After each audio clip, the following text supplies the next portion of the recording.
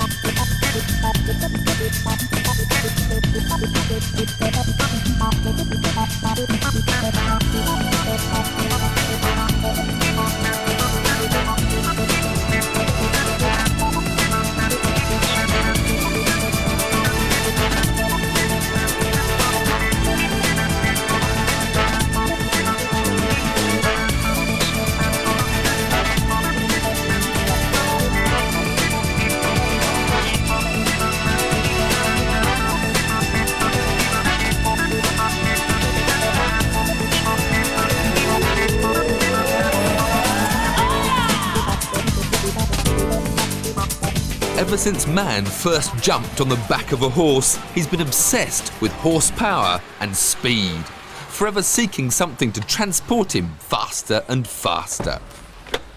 The supercar tag may be a relatively new one, but they've always been there.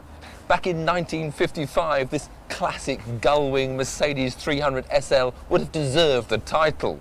It can do over 150 miles an hour, and in those days you could do that legally on the roads of England. With today's fastest road car, you definitely can't. It's capable of 230 miles an hour, and it's expensive, very expensive.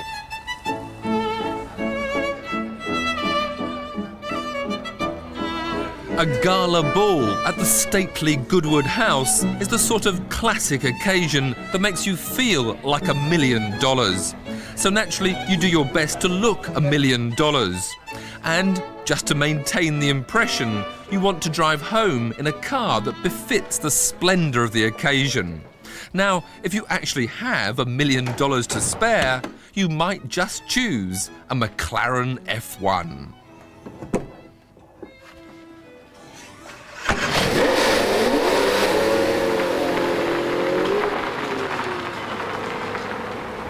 At a price of £540,000 plus tax, you should also get some change for your million. And you'll get more than just a fabulous looking car with an awesome engine in the back. The McLaren F1 is the dream concept of its designer, Gordon Murray. Back in 1988, his Grand Prix McLaren was winning everything, but that was designed by his team of 30 engineers, and Murray is a man who derives most pleasure from completing a concept that is entirely his. He wanted out of the Grand Prix scene, and Ron Dennis gave him the green light to build his ideal road car. It had to be usable, fast, safe, and above all, a real driver's car. It also needed to reflect the experience and technology of McLaren.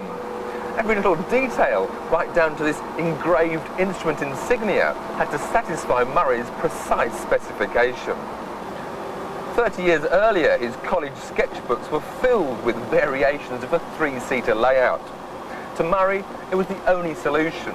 The driver would sit in the optimum position, in the middle. Ahead of the fuel tank and ahead of the engine. a Formula One style layout and naturally a Formula One style construction that starts with this. It was only just over 10 years ago that McLaren built the first ever Grand Prix car with a carbon fibre monocoque. Lightweight and very strong, yet it starts life as no more than an expensive roll of cloth. Each car is a jigsaw of 5,000 pieces of resin-impregnated carbon fibre pressed around 70 different moulds in anything from 2 to 17 layers. Each mould is bagged up and held in a vacuum before being cooked for 3 hours in this huge oven under 90 psi pressure at 125 degrees centigrade to bond it together. The cured carbon fibre pieces are then stuck together rather like building a giant Airfix model with full-size parts until you have a complete body shell ready for the paint shop. From paint shop to assembly shop, this is chassis number 001, McLaren's own car. 002 and 003 have already been delivered to their lucky owners. This is 005 and ahead of it 004. With an output of just 3 cars a month, this is as long as the assembly line gets. It takes 6,000 man-hours to complete a car which expresses engineering excellence, brilliant packaging, quality finish and a fanatical attention to detail. Gold is the best heat reflector, so the engine bay is lined with gold. Murray turned to BMW for his engine. The 6.1-litre non-turbo V12 produces 627 horsepower. Murray only asked for 550, so he wasn't too unhappy when the engine came out 16 kilos heavier than the 250 he'd specified. Stress goes up. Weight is one of Gordon Murray's obsessions. Saving it meant more expensive materials, magnesium wheels, aluminium alloy brake calipers, and an Inconel and titanium exhaust system, which is 67 kilos lighter than normal steel. Even the spanners in the special toolkit are made of titanium. The finished shape is the work of stylist Peter Stevens, who already had the Lotus Elise and Jaguar XK8 to his credit before he began working with Murray to clothe the F1 in a shape that not only looked good, but performed to the designer's requirements. So, have all Gordon Murray's dreams come true? Is this a usable supercar? Well, it's light and easy to drive, the visibility is superb, the engine will dawdle along as slow as you want it to, and here in the middle there's a CD sound system all around you that's been honed to perfection. And there's even room to take the whole family shopping. Parking is a doddle, and there's no problem with opening the doors.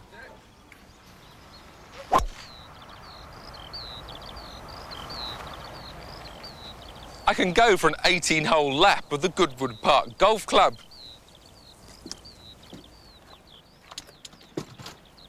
I've even got enough luggage space to pack up and head off for a weekend in the country. In fact, the 2 pannier lockers give the McLaren the same storage volume as a Fiesta boot. And under the floor there are spare fuses, bulbs and a first aid kit. So this really is a supercar you could use every day.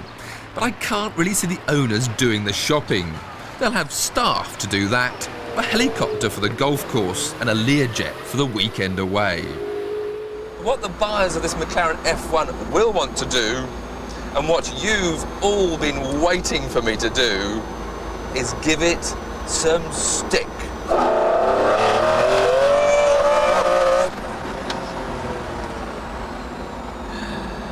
I think we better find a private circuit. Of course, you'll have to hire a track like Goodwood, but that's only pocket money. It's here that Murray's real talent comes to the surface. He wanted instant steering response, and that means a low polar moment of inertia. So minimum overhangs front and rear, and the main masses, engine, fuel and occupants, as close to the centre of gravity as possible. The suspension must have the effect of a racing car, but the comfort of a road car. And the McLaren solution is something they call ground plane shear centre subframes at the front and inclined shear axes at the rear. All of which translates into some pretty impressive performance. On this go Melbourne racetrack, this McLaren is unbelievable. But perhaps the most impressive part is the engine. It just goes on accelerating and accelerating.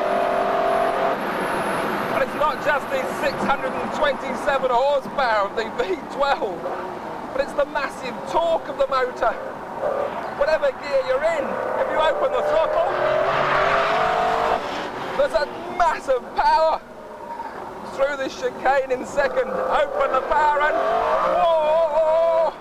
Wheel spin in second, third, fourth. Just accelerates on and on and on. Braking, very impressive. That foil coming up at the rear to keep the car stable under braking. But it's opening this throttle, which you just cannot believe how quick this car goes. The handling is, well, it's an exceptional for a car with this power. But of course, good though the handling is, it's still a lively car. There's mild understeer as you turn in. But once you've got the power on, the only thing you're going to get is oversteer. It sounds so glorious behind you. Turn in, this long corner, a bit of oversteer. Up to third. A bit more oversteer. Whoa! On this straight now, I'm up to fifth. Up to sixth gear, and it's still accelerating harder and harder. I just read 160 there before I stamp on the brakes. Into Woodcock, third gear. And you just want to open the power. Down to second. Turn left, right.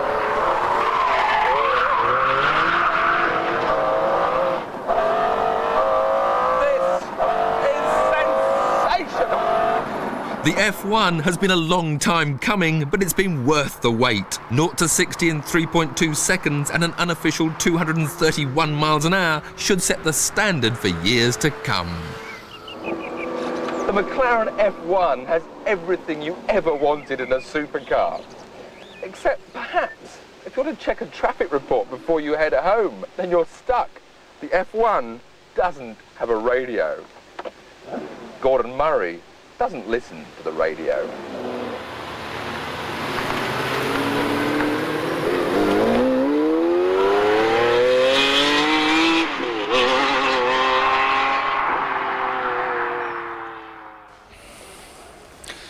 It still makes my heart beat faster every time I see that video, and the mighty McLaren may well be the ultimate in supercar thrills. But if your budget won't stretch to $1 million, then fear not, because you can have almost as much fun with £20,000 and 120 horsepower.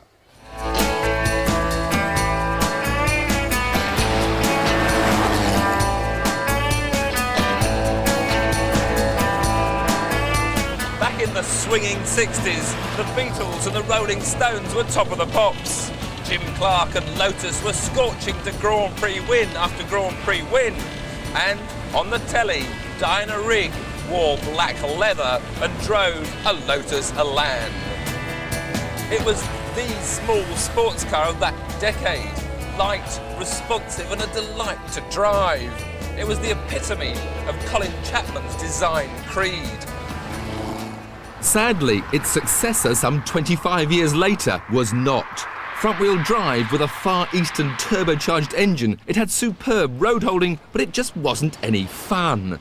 It lacked the driver involvement of the older car, that responsive steering, that live wire feedback to put a smile on your face. But now there's a new Lotus that will do just that. The Lotus Elise.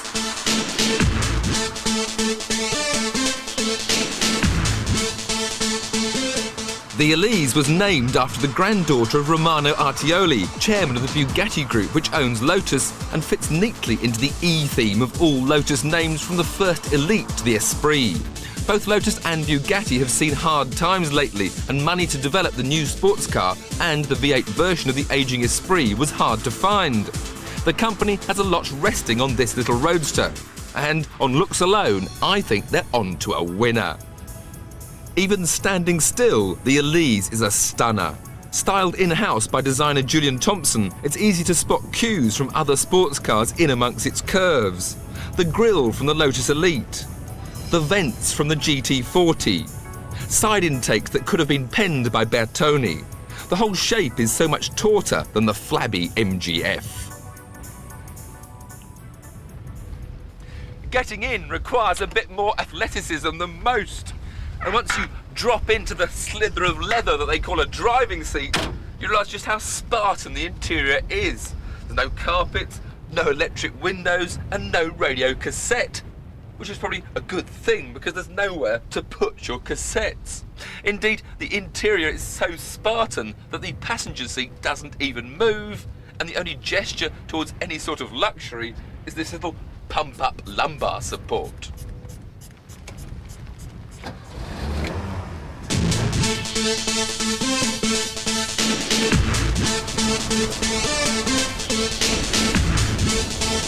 Now, if it's not enough that this Elise looks sensational, how about the fact that it drives sensationally? The ride is relatively soft by small sports car standards, which is good for comfort, but can be bad for the handling. Yet this Elise is almost perfect. Drains and potholes cause the suspension to clonk and rattle. You feel the bumps through the seat of your pants, but you don't feel them through the steering. And it's the weight, feel and responsiveness of this steering that gives such pleasure. If you point the Elise into a corner, it goes where you want it to go. Even the cable-operated gear change provides satisfying movements, unless you try to get fifth gear. But then, if you're trying to get fifth gear, you're not having fun. Unlike every Lotus since that original Elan, the Elise doesn't have a backbone chassis underneath its fiberglass bodywork. Instead, it's got a space frame fabricated from extruded anodized aluminium bonded together with a special epoxy adhesive, all built and supplied by the Danish Hydro Aluminium Company. All up, the car weighs only about 700 kilograms, so even the meagre 118 horsepower supplied by the mid-mounted Rover K-Series engine is enough to get you from 0 to 60 in 5.5 seconds. The driving position is perfect, the instrumentation simple and effective. For me though, it is a shame that the interior specification is so minimalistic. Oh yes, and the fact that the Elise has got a hood from hell. The changing North Yorkshire weather gave us plenty of opportunity to curse the Elise's hood. It's as if the designers couldn't decide which kind of fastenings to use, so they used them all.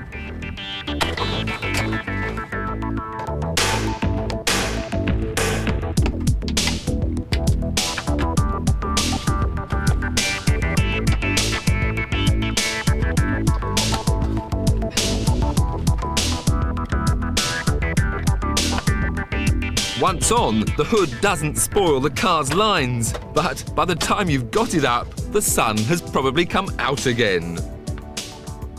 Allowing us to look at some of the Elise's cleverer features, like a nose which acts as a spoiler with air ducted from the grille through the radiator and out of the two vents in the bonnet. The suspension is wishbones all round with some very trick aluminium disc brakes at each corner.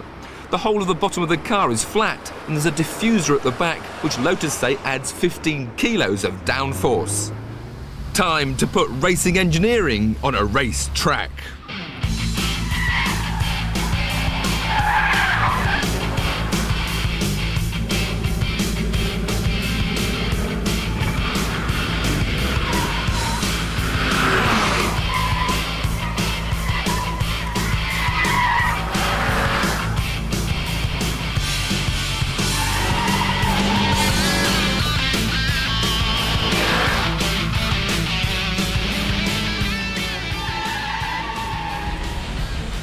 Of course, you really need to get onto a private track to push the Elise right to its limits. And there's none more demanding in Britain than this Croft circuit near Darlington. Only now can I really push the Elise on into the corners.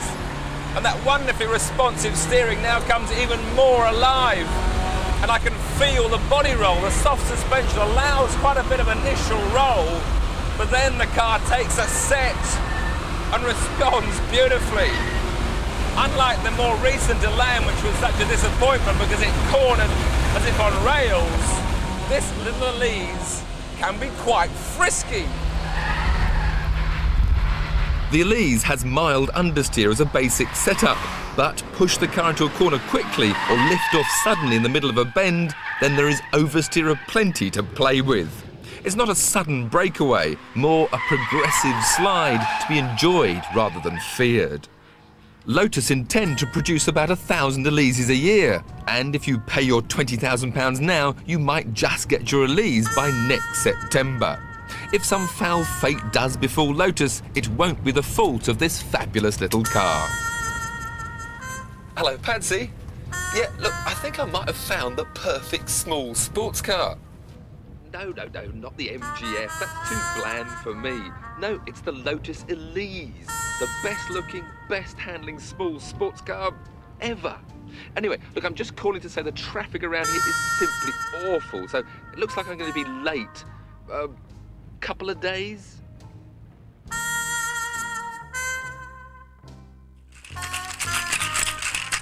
Think of James Bond and you think of three things. Firstly, the martini. Shaken, not stirred.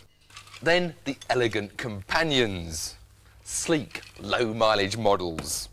And thirdly, well, I'm going to be rather busy testing the first two, so I'll let 00 Jeremy introduce you to the third.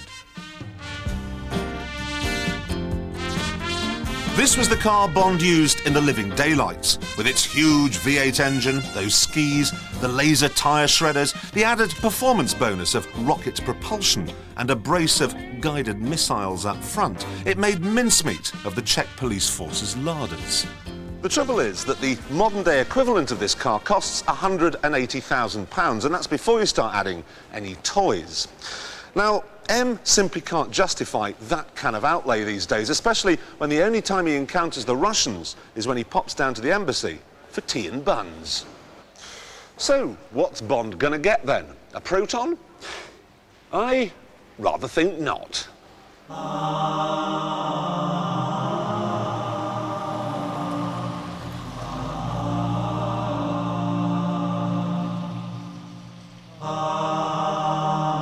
This is the Aston Martin DB7, perhaps the most beautiful car Britain has ever made. As a result, it's the seemingly obvious choice for any triangular torsoed Secret Service Johnny.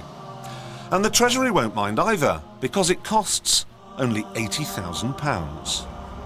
And I do mean only, because £80,000 is what you pay these days for humdrum cars like BMWs and Mercedes.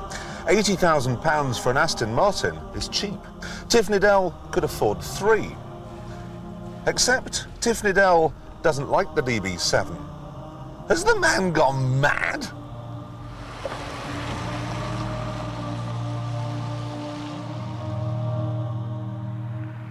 He says it's too soft, too cosseting, and that round a track a Porsche 928 would make mincemeat of it. Round a track maybe, but on ordinary roads the DB7 makes the 928 look like a skateboard. It glides over bumps that would shatter Porsche man's spine. And yet despite this, I'm not talking here about a sponge. Indeed, this car holds the road like it's been nailed there. Even when the roads are more like rivers, it is still a dream. I'm talking about the sort of dream where you're James Bond, where you learn you can fly, where you're married to Michelle Pfeiffer, and where your doctor says you have to live on a diet of nothing but lobster thermidor, and that the NHS will pay. So what we're talking about here is a refined, comfortable, grown-up car. And that's in keeping with the interior, which is a far cry from the Habitat meets McLaren nonsense that Tiff seems to like. The wood and leather is just fantastic, but I would have expected more toys. CD player's an option, and you can't get a tape out without changing out of fifth. There's no sunshine roof, there's no ejector seat, and there's no airbags. James Bond may be licensed to kill, but the DB7 is not.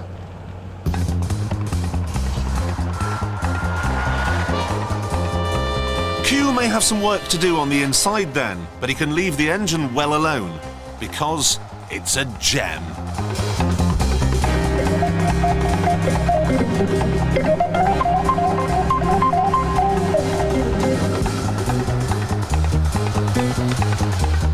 The block is basically a 3.2-litre Jaguar unit. Remember, this car was originally conceived as a replacement for the XJS. Remember too that both companies are now owned by Ford. The background then is clear enough, but the foreground can get awfully blurred. That's because the supercharger Aston fits to the 6-cylinder motor results in 335 brake horsepower. In a turbocharged car, you have to wait until the blower girds its loins and starts to strut its stuff. But with a supercharger, the power is always right there, right when you need it. As always, I'd prefer a V8, but this is the next best thing. It's helped along by a lightweight body too, so that here we have a car which gets from 0 to 60 in 5.9 seconds. A car which can hit 160 miles an hour. Impressed? Well, to be honest, Tiff wasn't.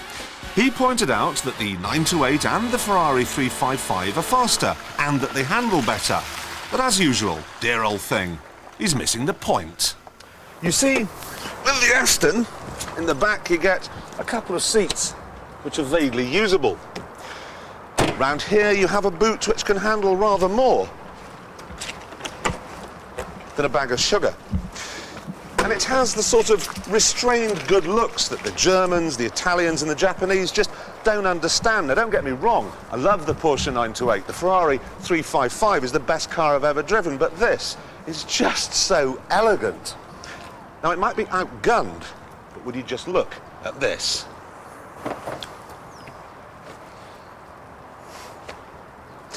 That was built by a man, not R2-D2.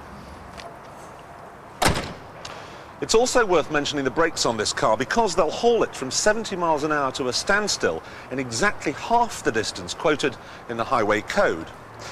So don't follow me too closely.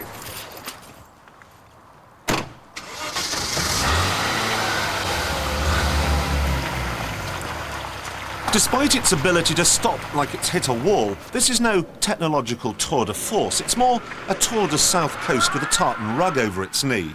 There's no adaptive damping, no traction control, no gold lining for the engine bay. This is not a Game Boy. It's not nouvelle cuisine. It's good, wholesome and traditional, like meat pie and 2 veg, neither of which are lentils.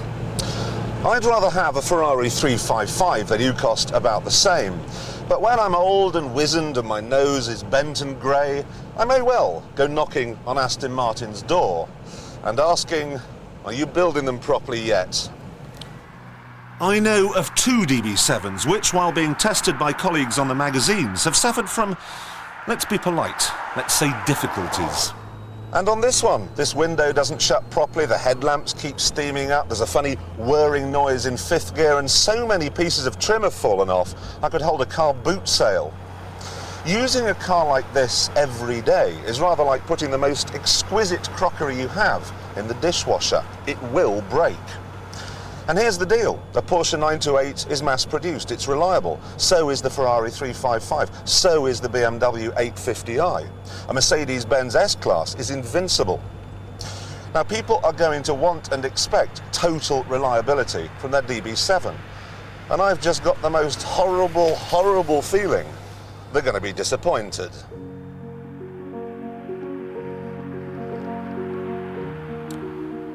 If I'm wrong, and believe me, I hope I am, and if you're over 50, then you will not find a better car than the DB7. James Bond should have the vantage, but his dad, Mr. Albert Bond of Acacia Avenue, Hazelmere, should have one of these.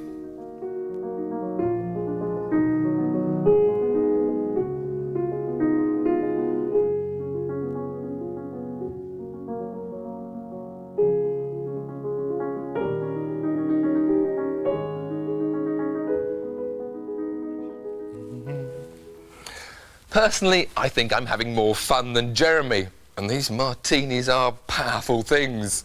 Perhaps an Aston Martini is the answer. No, well, OK, but whilst I'm still rather busy, and we're on the subject of all things British and Jeremy's favourites, what always goes with Aston Martin? Jaguar, of course. Oh, happy days are here again. Today's the day. Finally, after months of littering their factory entrance with my nylon house, Jaguar has agreed to let me drive the new XK8. For ages now, there's been talk of it in the newspapers and magazines. And in true British style, the self-knocking has already begun. There've been mutterings in the rectory and whispers in the village hall. Is it a Ford in drag? Is it a worthy successor to the E-Type? Does it look too like an Aston DB7?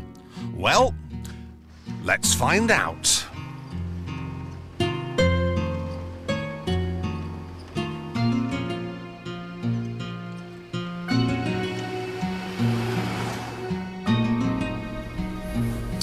I'm just taking this for a quick spin around the block, all right?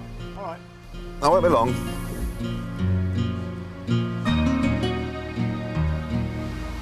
Gullible man.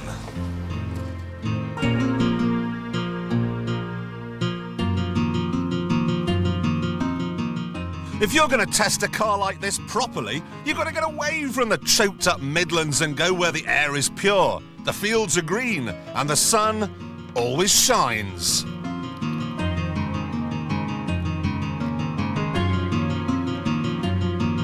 That's better.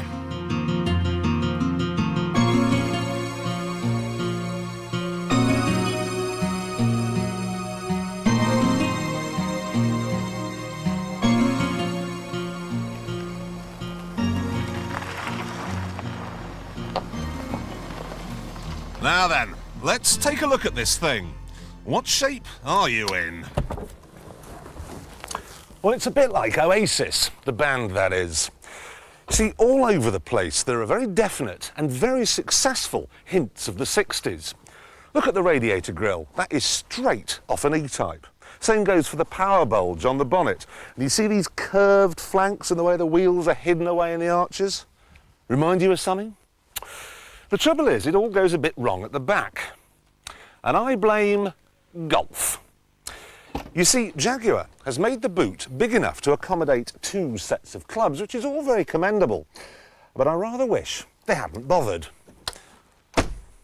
If they'd only forgotten about golfers, who are a silly breed of people, and not bothered with those rear seats, which are next to useless anyway, they might have ended up with a car that wasn't just good looking, but was actually better looking than a DB7.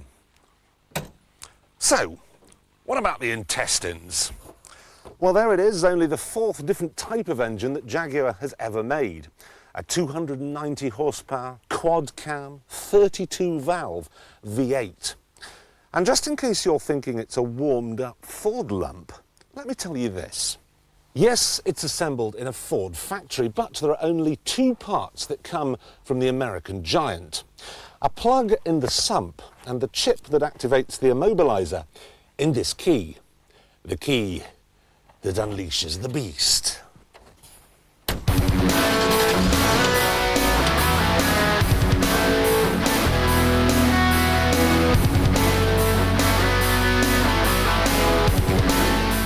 V8s, by their very nature, cannot be completely smooth, and nor are they renowned for their sprightliness.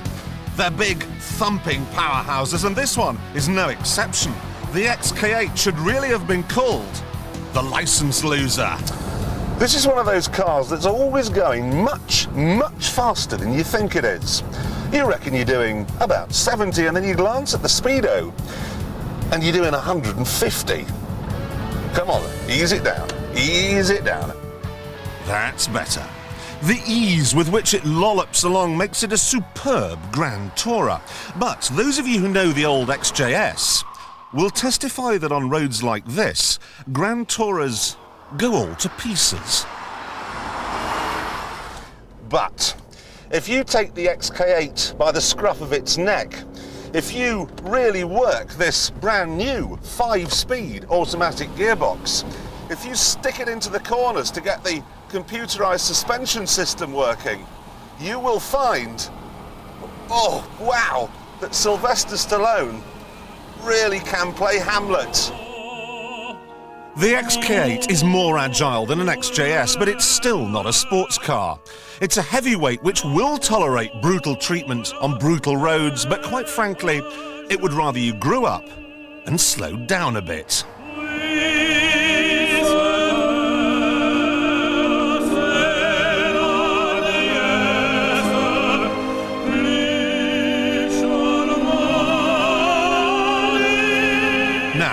Let's move from areas where the car is good to areas where it is simply outstanding.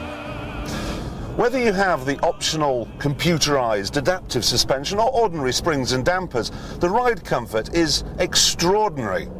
I know from past experience this road surface has all the smoothness of unironed linen, but in this, it feels like I'm driving across a field of velvet. Never felt a thing. This car is so comfortable it just eats up the miles, covering vast distances with no effort at all.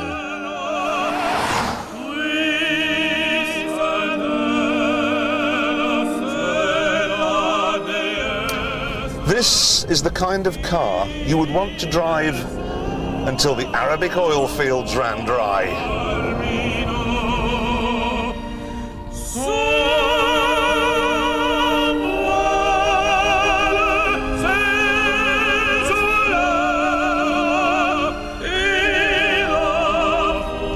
I don't think you'd ever tire of the interior either. As you'd expect from Jaguar, there's that womb-like hemmed-in feeling. There's leather and there's wood. And would you look at it, a great slab of timber, an upended church pew, none of the polished bits of sawdust you get in a Mercedes or a BMW. I love the way they've recessed the dials in these pods. I love the toys. The stereo is fantastic, but there are one or two problems. I think there should be some chrome around this gear shifter. And if the computer is clever enough to know the driver's door's open, surely it should also know that drivers has an apostrophe in it. Right, let's talk bank managers. Will the XK8 cause yours to start foaming at the mouth and barking like a dog? Sadly, no. At £48,000, it's £9,000 cheaper than a BMW 840.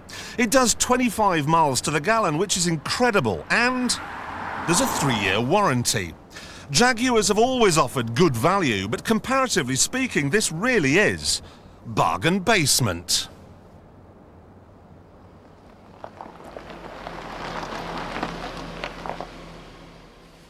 So, there you have it. The XK8 is basically a nightmare on Elmstrasse. It's 3 times better than the 8 Series BMW and 5 times better than the old XJS. But most important of all, it costs just a little over half as much as a DB7. Frankly, it's my kind of car too, a big V8 GT. It's magnificent, but I couldn't buy one. If push came to shove, I just couldn't do it. This is what I'd go for, the XK8 convertible. It's got an even more bulbous bottom than the coupe, and it's £7,000 more expensive. But, oh, just but, all right?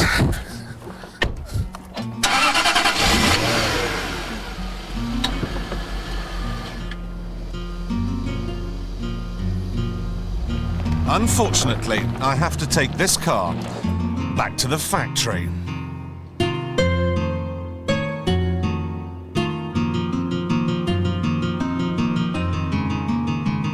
Still, no rush. No rush at all.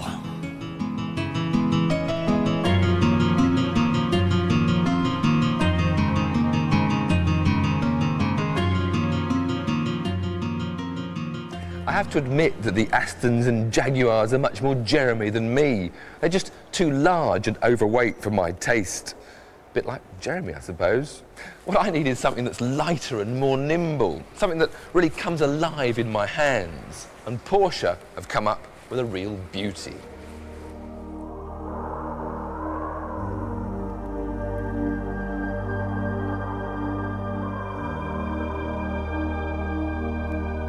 The world's most eagerly awaited sports car took just 3 years to develop. The Porsche Boxster, charged with taking the mark into the next century alongside the legendary 911. Porsche haven't built an all-new car since the 928, some 20 years ago. And when the Boxster was first launched as a concept car, it drew a great deal of positive interest. The production version isn't quite so art deco, but it's still, well, very distinctive. The front is a little bit of 911 and an awful lot of lights. The back could be the front, but overall it's this mixture of looks that makes the car so attractive. Time for the best bit.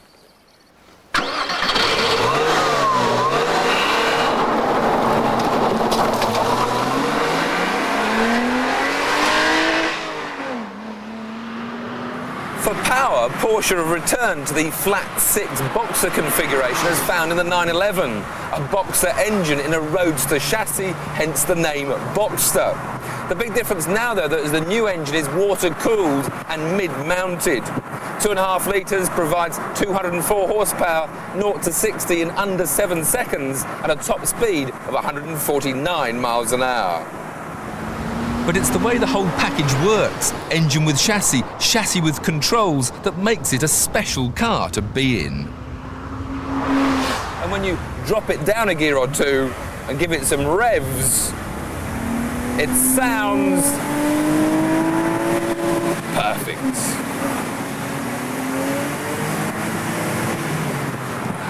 The handling of the Porsche is also superb. It goes just where you want it to go, with a little hint of safe understeer when you push it to the limit. But of course, with the traction control off, I can probably also get the back out if I want to.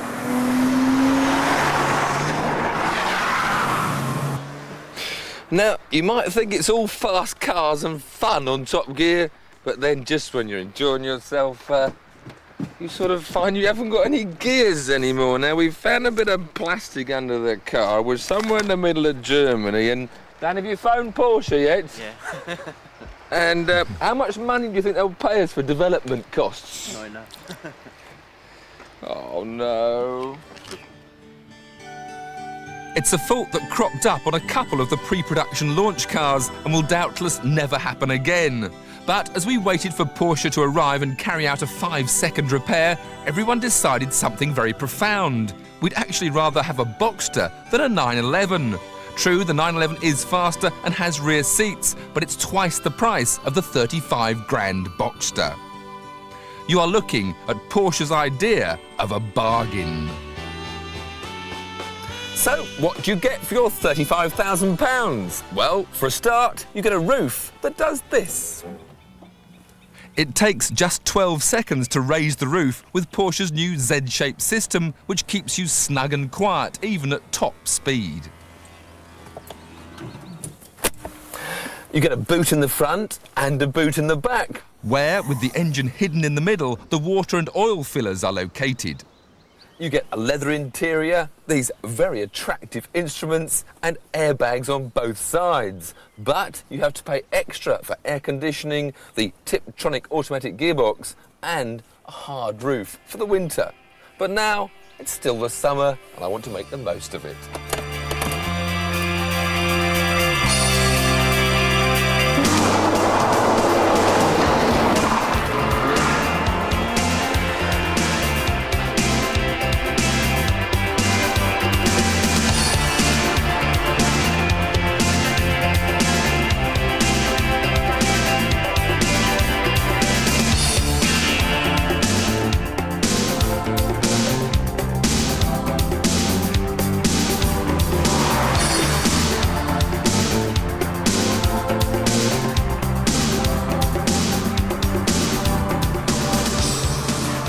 thing is, I'm not quite sure what I'm supposed to be comparing this Boxster with. It's certainly got all the fun of a lot of the £20,000 sports cars that are now on the market, but it's also got the luxury and quality of a much more expensive car. Perhaps the new Mercedes SLK will be its big competitor, or the new BMW M3 Roadster. But paper comparisons are redundant, because get behind the wheel of a Boxster and you realise it really is in a class of its own and will see Porsche safely into the next century. Order now or join a long waiting list.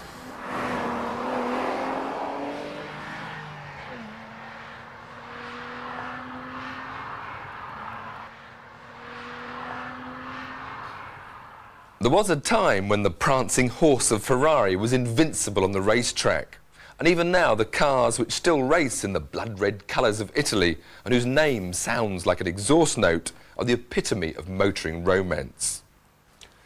Now, it's hard enough to get a test drive in any Grand Prix car, but to get a drive in a factory Formula One Ferrari is nigh on impossible. But we were the first television company in the entire world to do just that.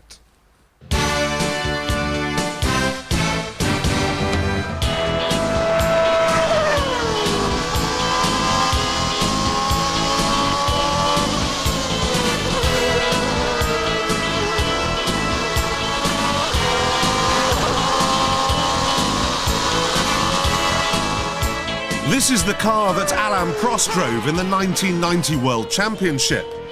But tonight, Alain Prost isn't behind the wheel. Tiff is. Tiff. Now, are you sure you know what you're doing? Jeremy, you forget I've been a Grand Prix driver. OK, it was a few years ago, This is my point exactly, Tiff. This is semi-automatic, this car. But Jeremy, it's even easier nowadays. Look, you just have these little paddles, you up on the right, down on the left. I've been practising it all the way here on the aeroplane, up on the right, down on the left. You could do it. Do you fit all right? Fit? I came here to Italy especially 2 weeks ago. I've had my own seat made. I fit like a glove. Well, all right then. Drive carefully. Don't be ridiculous.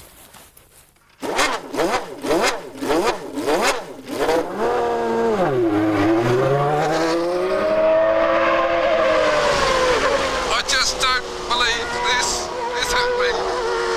I am in Alain Prost's 1990 World Championship winning Grand Prix Ferrari.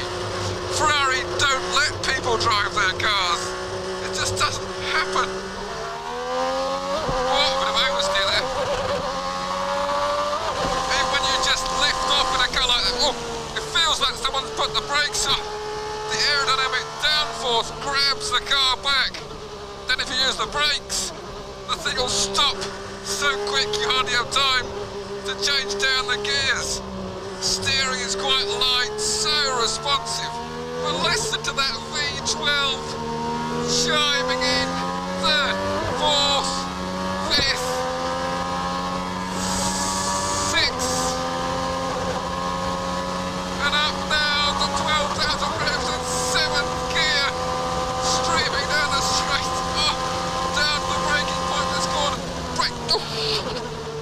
The gearbox is so good. The steering's so precise. You become very much one with the car.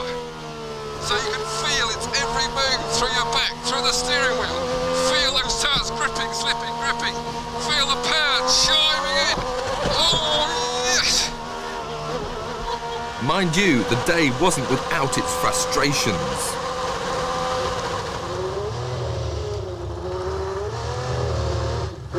Can you hear the misfire? The problem is not, I cannot use full throttle, that's the problem. Thoroughbred stallions need constant attention, and this one hadn't been run for over 4 years. But in the end, all was well, and was I happy. The light there, bit of a twitch, trying to feed the power in. Easy to oversteer the cars in the slower speed corners, but of course in the higher speed, when the aerodynamics really come into the equation, then they grip like glue. Well, I'm just beginning to get a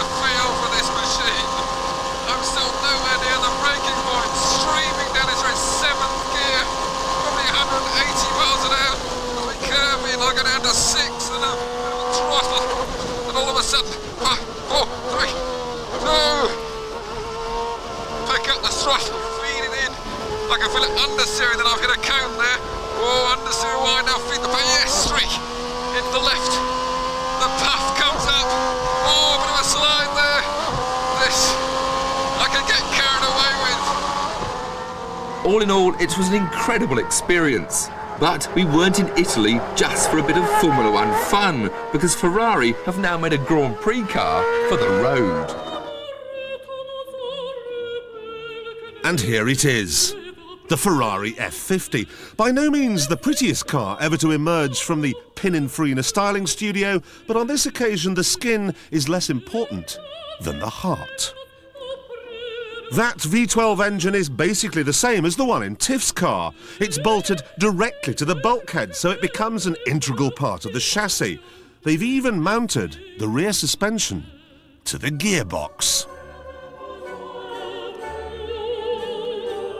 The tub is made from carbon fibre, 10 times stronger than steel, but so light I could pick it up with one hand. And it's the same story with the body. You can even see the weave of the carbon fibre through the paint. Then there's the suspension. In all cars there are rubber components to make the ride more comfortable, but you won't find them in a Grand Prix car, so you won't find them in here either. I'm sorry to have been so technical, but it's important you know why this car can do what it does. Even at this speed, a McLaren would have steamship body roll, but the F50 stays as flat as a mill pond through the corners. If you take it to the raggedy edges of the handling envelope, if you try to corner like Schumacher, there will be understeer. But for mortal man, it's the ever-present threat of sudden snap oversteer that loosens the bowels. Because there's no rubber in the suspension, bang, you turn the wheel, and it's just incredible. I know of no car that turns into a corner like this one. Nothing. This is part of the reason. Those fans not only cool the engine, but also suck the front of the car down, giving more downforce, more grip, and therefore less chance of becoming a human fireball. Not that there's an awful lot to burn in here. I've no carpets, I've no nothing. £329,000, that's what this car costs, so naturally you would expect a little gimmick, a little novelty, and here it is. You turn this lever and the window goes up. Turn it the other way and it goes down. Very clever. Of course, the point is electric windows add weight, and this car has been pared to the bone. Except, of course, for the engine, which, following traffic, gets to gulp at. Briefly. When you hit the throttle in the F50, it's like pressing the plunger on a detonator. It explodes from 0 to 60 in 3.7 seconds, and the top speed is a simply enormous 202 miles an hour. Oh my God! Beyond 5,000 RPM, it's just astonishing! It's part Werewolf, part Pavarotti. You just have to keep stirring this gear lever to keep it up there. Oh, ho, ho, ho. But before I burst with excitement, there is one question that needs answering. How does it stack up to Tiff's car?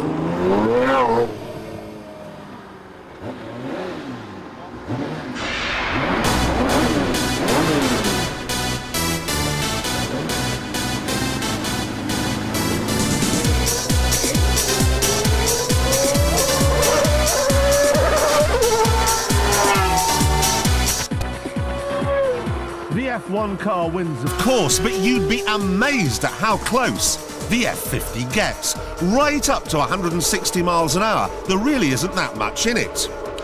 Of course, unlike the F1 car, the F50 has to meet noise and emission regulations. It's limited to 8,500 RPM. They've taken the engine up to 4.7 litres in a semi-successful quest for torque. Ferrari's dream of making a road-going Grand Prix car has been dogged by compromisers. The end result is a car of few superlatives. An Aston Martin Vantage is more powerful, a McLaren is a lot faster. And if you look at the intelligent question of power to weight ratios, this is even beaten by the old F40. What on earth is happening here? A 500 horsepower Ferrari? And Clarkson is not convinced.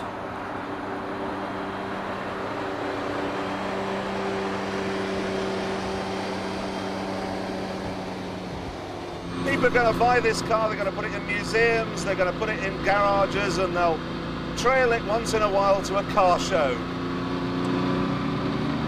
Come to think of it, I can't really blame them.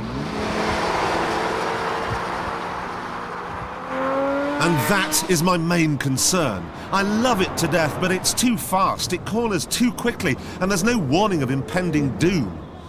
Or perhaps I'm not a good enough driver for it. This blood-red monster, I know, would end up giving me the blues. Give me the choice between this and the cheaper, less impressive, less awe-inspiring 355. And I'd take a 355 every time. And that way, I'd stay alive.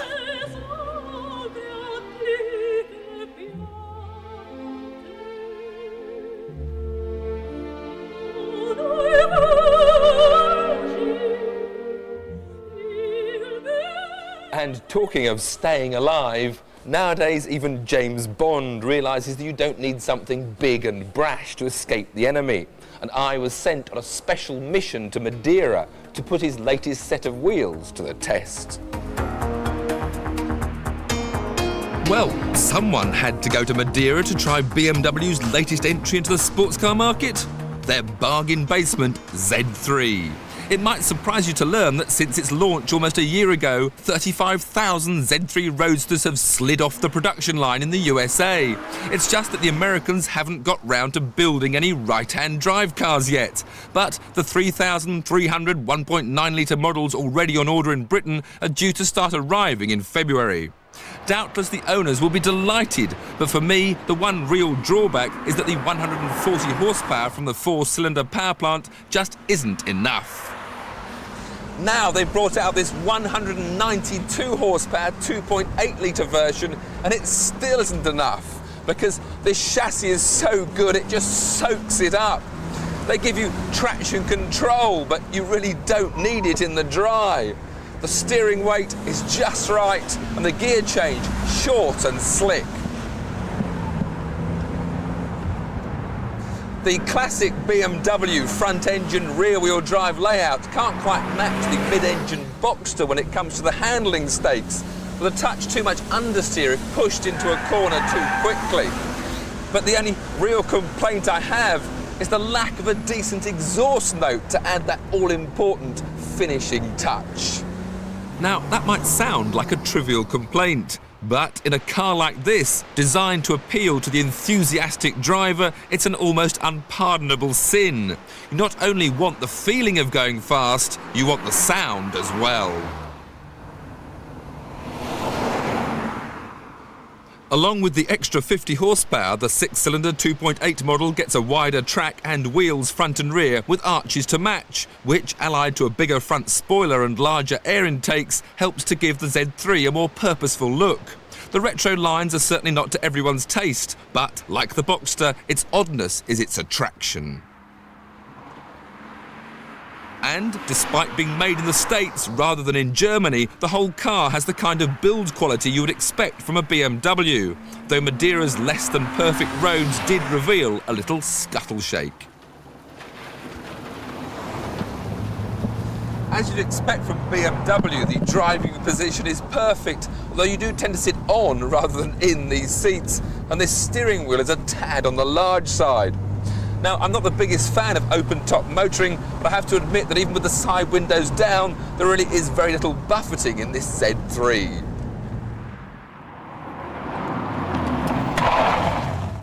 And if it does rain,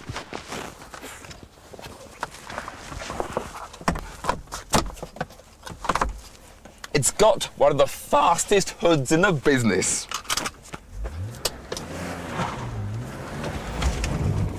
The only trouble is, it really does make it look like a pram.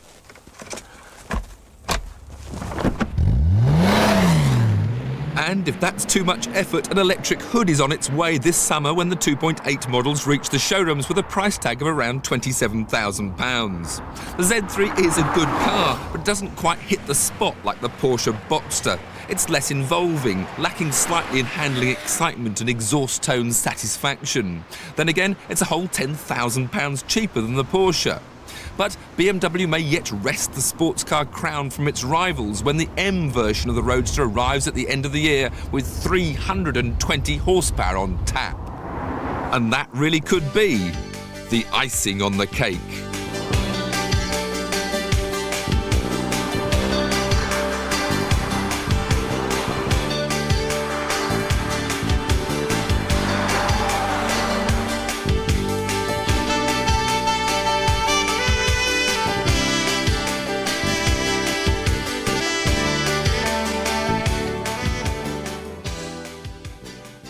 The only trouble with all these Porsches, Ferraris and BMWs is that they're, well, not British.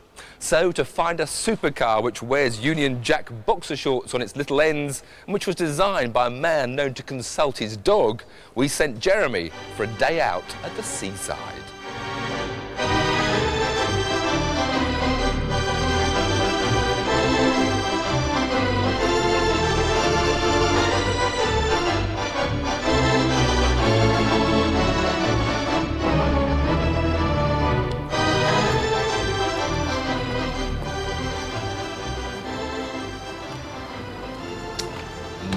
Thanks very much. Wonderful. Blackpool seems to be stuck in a different century. There's something very old-fashioned, very decent about the place. And the same, it must be said, goes for its fish and chips, which, let's face it, are a lot more comfortable on the nether regions than chicken chili jalfrezi. But here's the thing, OK, if you could combine the old-world charm of Blackpool with some of its thrills, you'd have a hell of a car! Bloody hell, fire! And here is just such a car. A blend of traditionalism and gut-wrenching power. It's a TVR, and this is where it's made. Now, most car factories are quiet, clean, automated places. But this, remember, is Blackpool.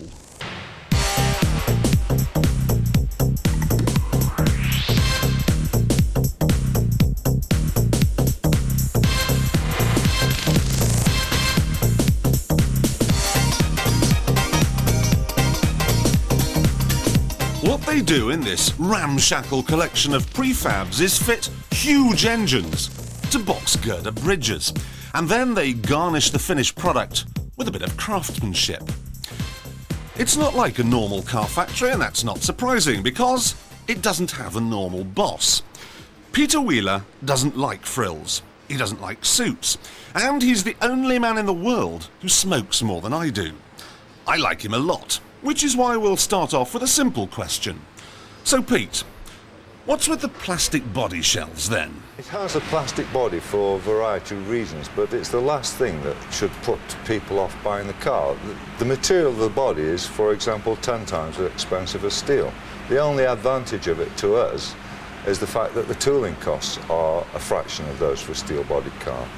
The big advantage of fiberglass is that it is probably one of the best energy-absorbing materials that there is.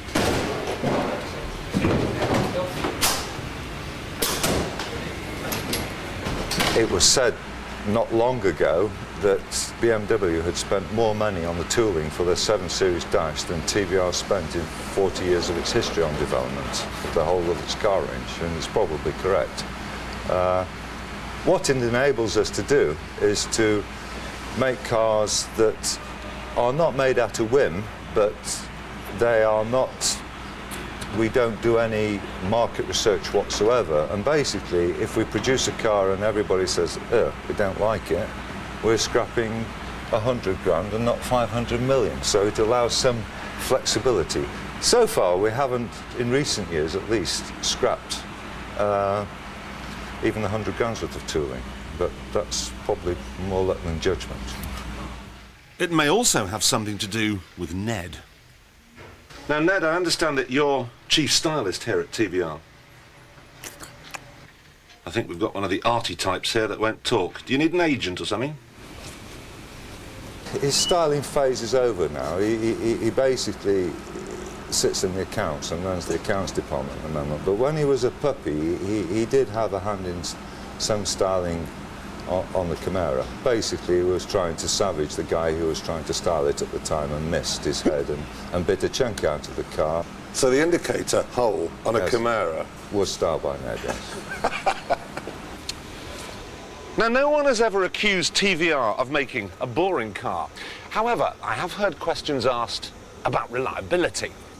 Well, this car here has done 69,000 miles, the last 3,000 of which were done by me on a huge trans-European thrash.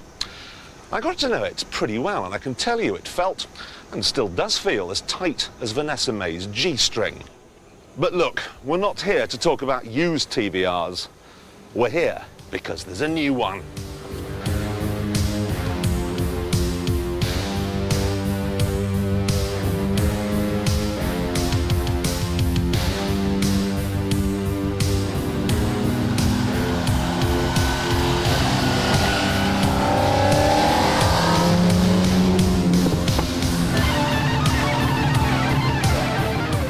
So far this year, Volkswagen, Porsche and Volvo have dropped their coupes because they haven't been selling. But TVR reckons this one will buck the trend.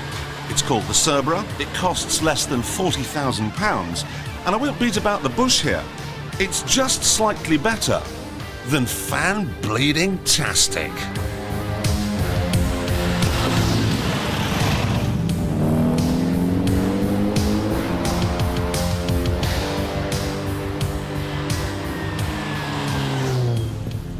It's hard to know where to start, but I guess in here is as good a place as any, where it really is very, very spacious.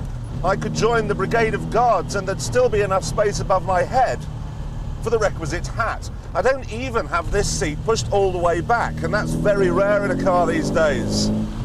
No, make no mistake, the Cerbera is a comfortable beast if you're tall. It rides well too. Thanks to the long wheelbase, it has a suppleness that I simply wasn't expecting.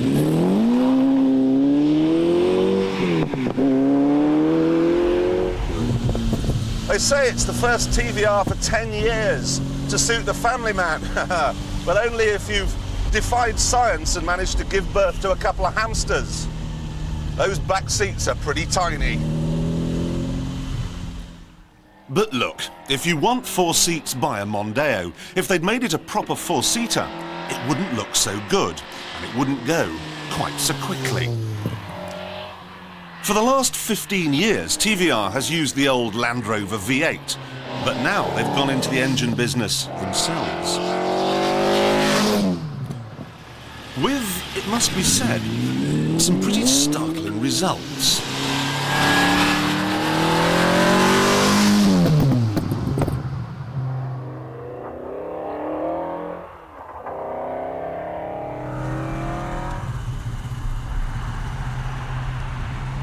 I don't have any figures to hand, but I can tell you this.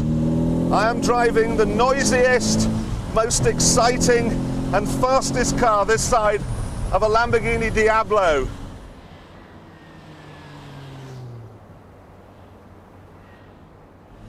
If you want to achieve the same effect as this car in your kitchen, just put the engine from a Type 42 Destroyer in your tumble dryer. Basically, we designed the engine as a race engine. It was my idea at the time that if we wanted to expand, we ought to make something that we could sell to other people. So we've ended up with a 75-degree V8 with a flat plane crank. The bottom half of the engine up to the heads is exactly as you would see in a current Formula One engine.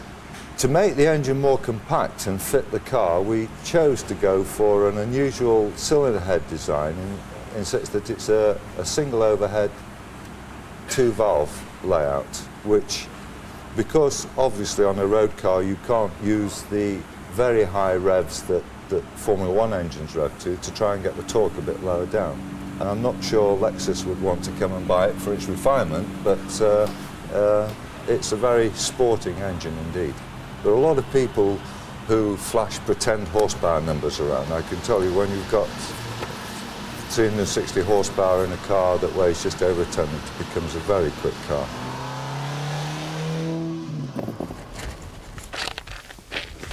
.360 horsepower.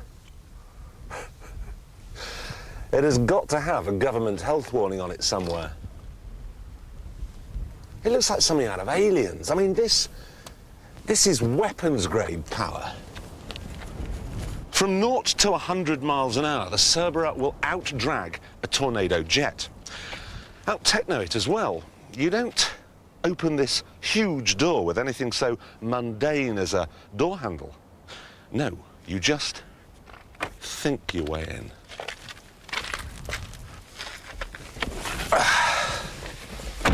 It's the same story on the inside. I love the way they've grouped these instruments above and below the steering wheel. I love the buttons on the steering wheel. I love the swoopiness of this dash.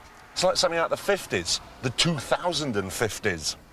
A time when you don't start a car with anything so dull or tedious as a key.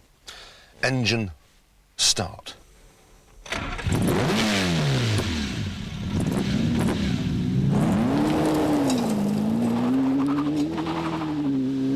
Don't get confused here, though. This is not a gizmo car. It has no sunroof, no traction control, no trip computer. It does have a stereo, but you may have noticed it hasn't been on. We've hardly played any music because the Cerbera brought its own along. Just listen to this noise. Eat your heart out, Tchaikovsky. When it comes to a good old tune, the Cerbera makes your 1812 sound like Michael Bolton.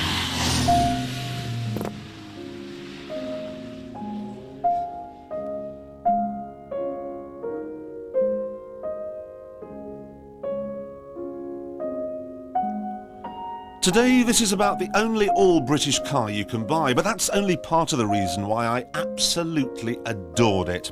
It's like a cross between Jonah Lomu and a Dodge Viper. I just couldn't help driving it until I ran out of land. You know, whenever I road test a car on top gear, I'm usually left at the end with one abiding memory. The Ferrari 355, the best. The Lamborghini Diablo, brutal. Jaguar, comfortable. Nissan Sunny. Well, there's the exception that proves the rule. And this. Fast. Very, very fast.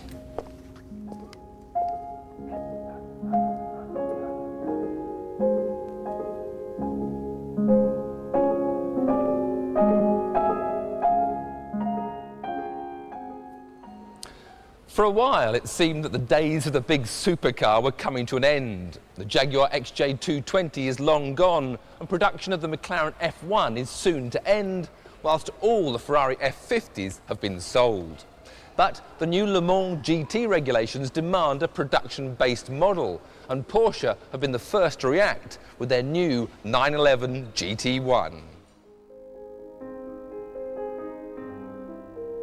Up close, your first impression of a GT1 is that it's a squashed 911, purposeful rather than beautiful, a compromise between road car regulations and racing design demands.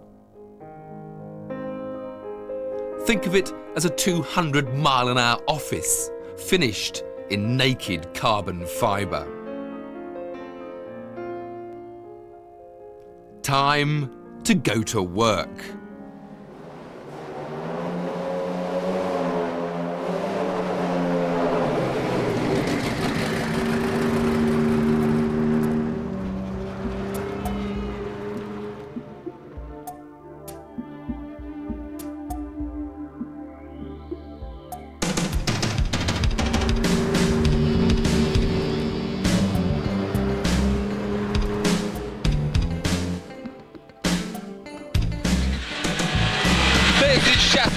001, the development prototype which covered over 5,000 miles of testing, including one non-stop 27-hour test at Paul Ricard before the GT1 made its debut at Le Mans.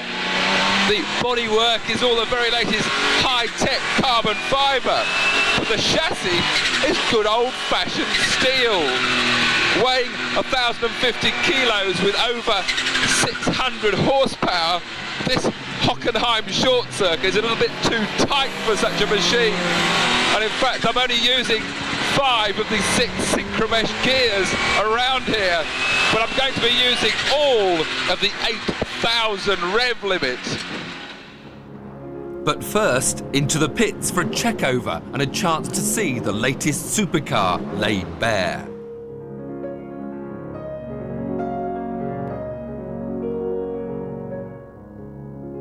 Up front, the white steel is the road car 911 bit, but at the back the engine is mid, not rear mounted. On a racing car, form follows function, and everything is designed to be got at quickly during a race, and that includes the brakes. Carbon, of course, but for the first time, carbon with ABS, so it stops as well as it goes.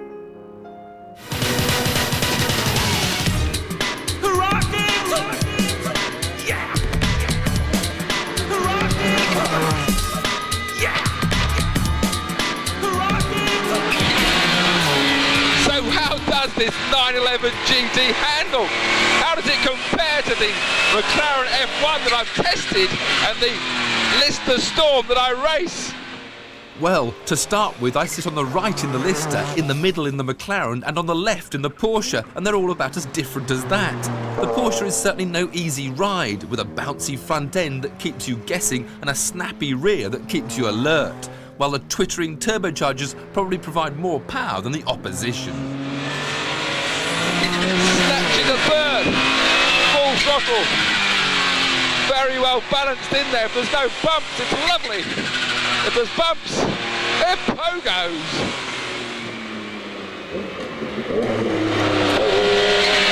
So which would I choose out of the 3 cars? They all lap within a second of each other. And of course, because I'm biased, I like my big British engine Lister Storm. But if I had to choose between this Porsche and the McLaren, I'd have to take the Porsche.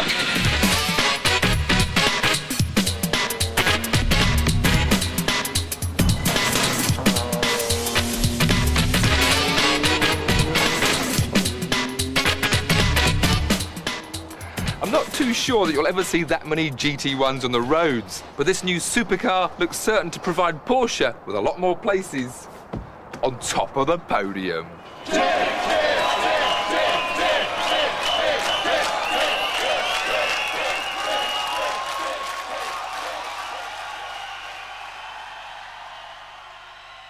Now, I arrived in this beautiful Mercedes-Benz 300 SL from the past, but I think I'll leave with something a bit more modern, something that perhaps is the most perfect sports car yet made, something that just has to be red. The Ferrari 355.